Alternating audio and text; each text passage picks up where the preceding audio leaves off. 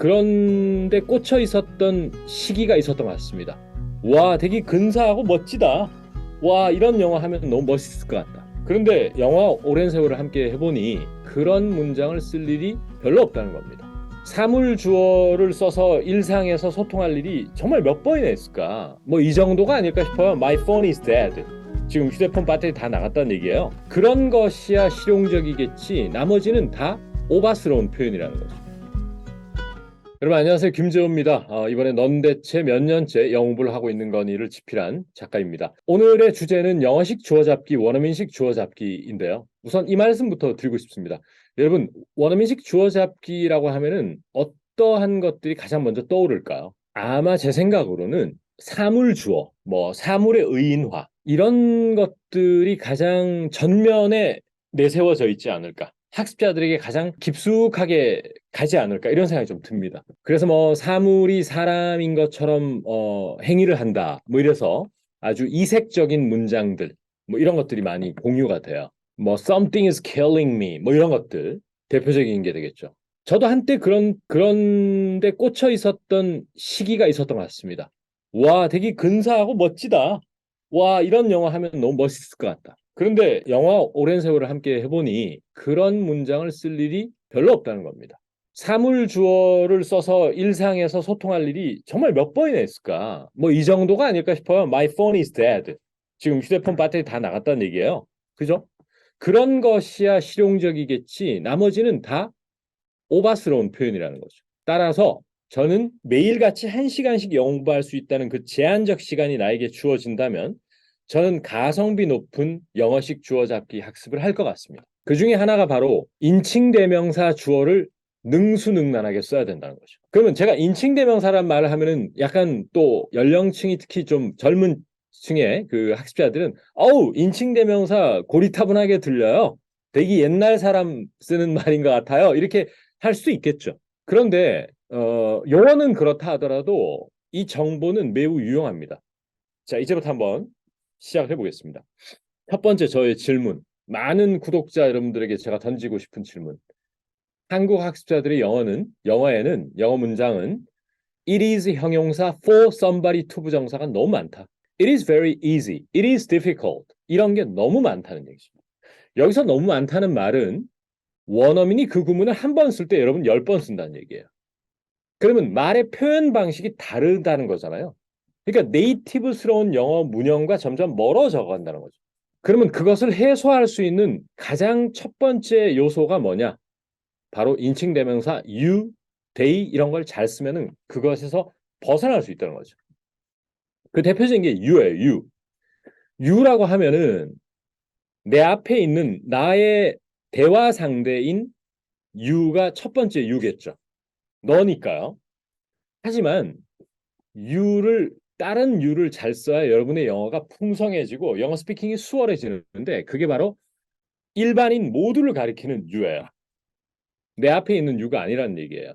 그러면 어떤 유튜버가 있으신데 그 유튜버가 이제 주로 그 사람들의 그 운동을 가르쳐주고 식단 관리를 하는 그러한 유튜버라고 칠게요. 그럼 그분이 이런 말씀을 해요. 많은 사람들이 이런 생각을 하십니다. 살을 빼려면은 유산소를 하는 게 필수라고. 이런 문장을 이제 한다고 칠게요. 살을 빼기 위해서는 유산소는 필수다. 이런 문장을 이제 그 유튜버가 네이티브 스피커라고 한다면 어떻게 했을까 한번 상상을 해보자고요. 저는 상상을 하지 않아요. 왜 상상을 안 하는 줄 아세요? 정말 많은 학습자들이 하는 영어를 들어버리면 그게 바로 한국식이니까. 이미 무수히 많은 학생들이 그런 문형을 했던 것을 다 손으로 받아 적었다라고 제가 다른 그 저거에서 한번 말씀드린 적이 있어요. 그 받아 적을 때 제가 약간 걱정하는 게 하나 있는데 뭐냐? 저 문형이 내 몸속으로 깊이 들어와서 자꾸 나도 저렇게 하지 않을까 하는 우려가 되긴 해요. 그래서 경계하면서 받아 적습니다. 그리고 대안을 제시해요. 그럼 한국 학생은 어떻게 하느냐? 유산소 is very important if you want to lose weight. 이런 문형을 많이 써요. 우선 유산소가 뭐 이런 사람이 있더라. 자꾸 쌤 그 유산소 가르쳐줘요. 먼저 가르쳐주고 영작시키세요. 이렇게 하는 사람인데 가르쳐드리고 싶은데 제 말에 지금 포커스가 주어 잡기이기 때문에 유산소를 한말을 한 거고 유산소는 카디오라고 하십니다. 카디오. 네. 그러면 유산소 cardio is very important if you really want to lose weight. 이런 문장을 많이 하고. 두 번째 학습자들은 it is very important to do 유산소, to do cardio in order to lose weight. 이런 영어를 많이 해요. 그래서 한국 사람들이 많이 구사하는 영어 문형이 제가 지금 방금 말씀드린 그 두 문형이에요. 그런데 그 네이티브 유튜버는 어떻게 했느냐? 이건 실제이시 제가 만든 게 아니에요. 실제 그 유튜버가 이렇게 말씀하셨어요. You have to do cardio in order to lose weight. lose weight나 lose 그죠? fat, 지방을 태우기 위해서 뭐 이런 거. lose weight. 그러면 어떻게 했다는 얘기입니까? you라고 문장을 시작했다는 거죠. 이때 you는 좁게 보면은 자기 유튜브를 시청하는 그 구독자에 국한할 수 있어요. 하지만 내 바로 앞에 있는 어떤 특정 몇 명은 아니라는 얘기거든. 상당히 포괄적인 다수를 가리킨다는 겁니다. 두 번째, 범위를 좀 넓히면 구독자를 떠나서 정말 다수의 모든 대중을 다 가리킬 수 있는 거예요. 그래서 그 유튜버는 Many people believe that you have to do cardio in order to lose weight. 이렇게 표현했습니다. 이런 이유가 입에 붙어 있어야 된다는 거예요. 그러면 문장을 한국 사람들이 영어 스피킹을 어려워하는 이유 중에 하나가 문장의 시작점을 어떻게 가져갈지 망설이면서 스피킹을 이어가는 사람이 대부분이에요. 이거를 내가 부사절로 시작해야 되나? it is로 시작해야 되나? 뭐로 시작해야 되지? 이미 거기 시간 다 잡아먹는다는 거죠. 자, 그러면 이런 이유를 알아면 그런 아픔에서 벗어날 수 있다는 거고 두 번째 예문도 한번 공유해 보겠습니다. 어떤 외국인이 서울에 왔다 가는 사람이 있는데요. 우리나라 그 교통카드 있잖아요. 교통카드가 너무 귀엽게 생겼다라고 그러더라고요. 그러면서 또 충전도 너무 편리하다라고 얘기를 한 적이 있어요. 그래서 충전 어디서 할 수 있니?라고 이제 하니까 다른 외국인이 그 외국인에게 물어봤나 봐요. 하니까 야, 아무 편의점에서나 충전 다 가능해. 이렇게 얘기했었어요. 그러면 아무 편의점에서나 충전이 가능해. 이 문장을 영어를 좀 하시는 분들은 you can이라고 바로 시작해요. 예를 들어 제가 함께 학습하고 있는 학습자들 10명이 있다면 3, 4명 정도는 이미 you로 발화합니다. 이미 그렇게 스피킹을 해요. 그런데 그 you로 주어를 시작하는 게 습관이 좀 안 돼 있는 분들은 여러 가지 문형이 다른 문형이 나와요. 어떤 게 나올까요, 여러분? it is가 많이 쓴다고 그랬죠? it is 형용사. 그래서 조금 오바스럽지만 불편하실 분들도 있지만 한번 들어보세요. It is, very convenient, or it is possible to 충전 at any convenience store. 이렇게 하는 사람들 아직도 꽤 있어요. 근데 여러분 원어민들은 you can top them up. 여러분 top up이라고 하는 것이 충전하다라고 하는 구동사거든요. 꼭대기 아시죠? top.